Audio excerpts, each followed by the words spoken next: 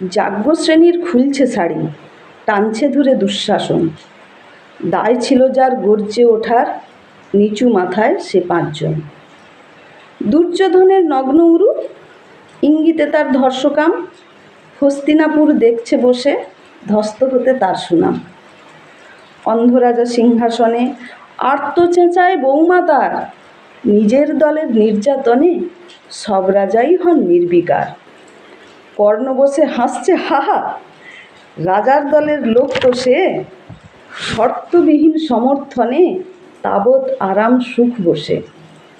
ভীষ্ম দ্রোণ কৃপ নীরব, সরকারি লোক হাজার হোক, রাজার কথাই তোমার কথা, তুমি যখন রাজার লোক। খলশকুনি দেখছে বসে, বস্তুত সে ধ্বংস চায়, ঘরের মাটি লাল হয়ে যাক দেশ বিভাগের যন্ত্রণা। সুশীল সভায় ঘটছে যখন রাজ অপরাধ জঘন্য, ঠিক তখনই তার বিরোধে চেঁচিয়ে ওঠে বিকর্ণ। বিকর্ণ নন কেউ কেটা লোক, 100 ভাইয়ের একজনা। এর আগে কেউ তেমন করে তার কথাটাই জানত না। যতগৃহে কাড়েননিরা, অন্তত তা নেই লেখা। ভীমকে যখন বিষ খাওয়ালো তখনও তার নেই দেখা। কিন্তু যখন প্রকাশ্যেতেই কাটছে নারীর আভ্রু কেউ, স্তব্ধ জীবের চুপ সাগরে বিকর্ণ হন একলা ঢেউ।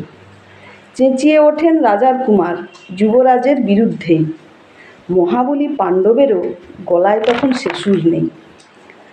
রাজা যখন নীরব থেকে সায় দিয়ে যায় ধর্ষণে, ঠিক তখনই সমস্ত যুগ বিকর্ণদের স্বর শুনে। আমরা যারা কিচ্ছুটি নই, একটি মাত্র ভোট কেবল, অত্যাচারের সামনে এলে সঙ্গী শুধু চোখের জল।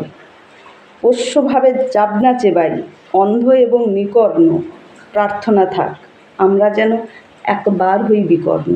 প্রার্থনা থাক আমরা যেন একবার হই বিকর্ণ।